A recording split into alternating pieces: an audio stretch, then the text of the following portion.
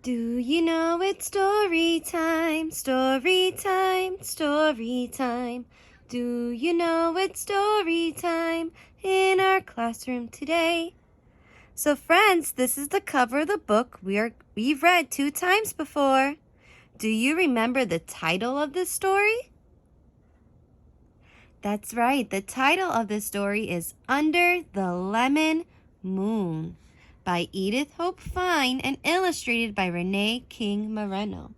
And friends, who can tell me what is the problem in this story? How does the problem get solved? Do you remember? If you do, let me know. Now let's begin. And remember, friends, since this is going to be our 3rd time reading this story, I'm going to need your help telling me what is happening during some parts. All right. Deep in the night, Rosalinda heard noises. Shh, snap. What is that? She wondered, slipping from her bed. She peeked out past Mama's garden with its Papa Clothes scarecrow and past the wash line. Way back by the lemon tree, something was moving. Heart thumping, Rosalinda crept to the doorway. Blanca, her pet hen, fluttered down from the rafters. Bok, bok, bok, barked Blanca. Shh, shushed Rosalinda. The lemon wedge moon gave only a sliver of light. So there's our vocabulary word. Sliver. When there's a thin slice. She waited for her eyes to grow used to the darkness. Then she saw branches shaking in the shadows. Rosalinda looked harder. A man with hunched shoulders was stuffing lemons into a cloth sack. Her lemons, from her tree. With Blanca under her arm, Rosalinda slipped out and hid behind the scarecrow. Who is this night man? Why does he take my lemons? She wondered. Squawk! Blanca flew to the scarecrow's head. Rosalinda wobbled its stiff arms. Aye! Cried the night man. He grabbed the sack and fled.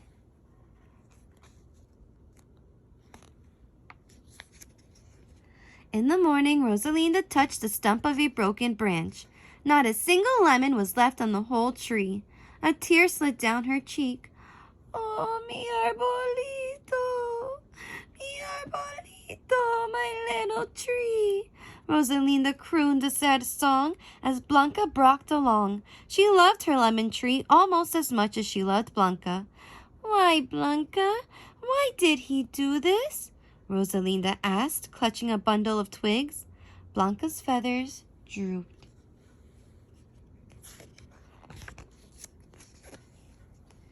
By the end of the week, many leaves of the lemon tree were yellow. Some had fallen. Rosalinda's worries got bigger. First the night man, now her tree was sick. After breakfast, Rosalinda listened to the thrum-thrum of Mama's loom. I must do something, Rosalinda told her parents. Perhaps someone we know can help, Mama suggested, smoothing Rosalinda's long hair. A neighbor or a friend, or your abuela, added Papa with a hug. He turned back to his workbench. Rosalinda set out. My tree is sick. What should I do? Rosalinda asked her neighbor, Esmeralda. I talk to my plants, said Esmeralda, tending her lush flower garden. I did that, thought Rosalinda. Aloud, she said, Gracias. She caught up with Senor Rodolfo, her friend of few words. My tree is sick. What should I do? She asked.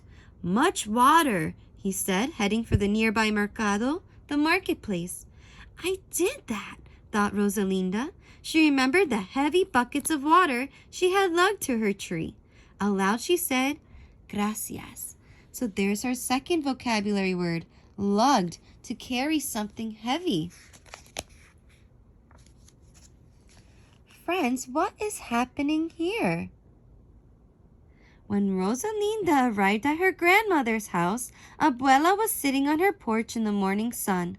Rosalinda settled in close to her, watching Abuela's knitting needles flash.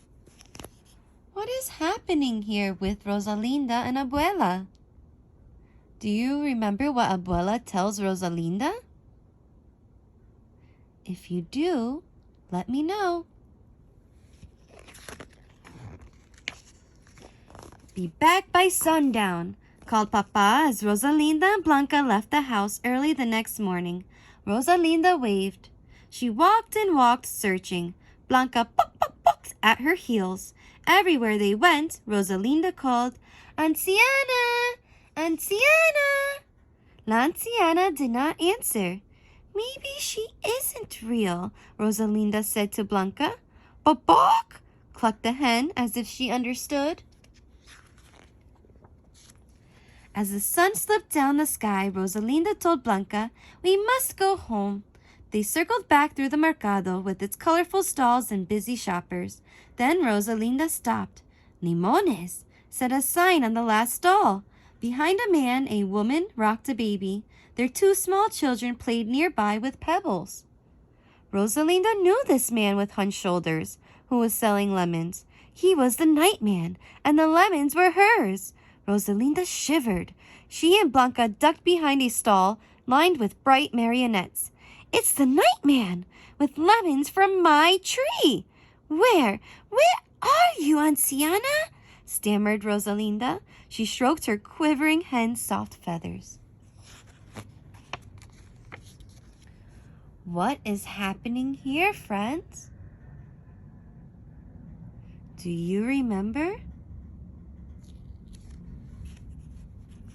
Rosalinda listened with her heart and mind as La Anciana spoke of how to heal the lemon tree.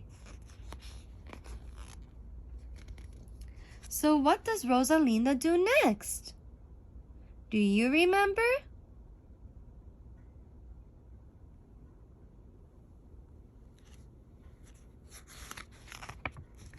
And what happens here? What happened to her lemon tree?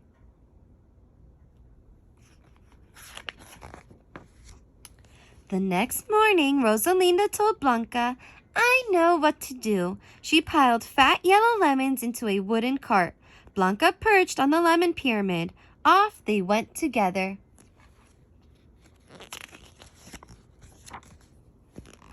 Friends and neighbors greeted her on the way. One by one, Rosalinda gave away the amazing lemons. "¡Qué grandes! How big! Gracias!" said Esmeralda. "Hermosos!" said Señor Rodolfo. "Lovely!" "¡Qué jugosos! How juicy! Gracias!" said Abuela.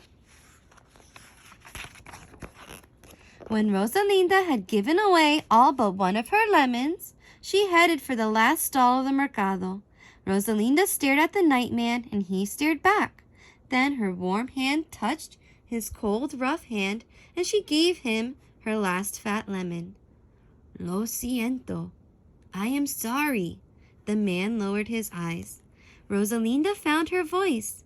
"Siembra las semillas." "Plant the seeds," she told him. "Do it tonight while the moon is still full." The man was quiet.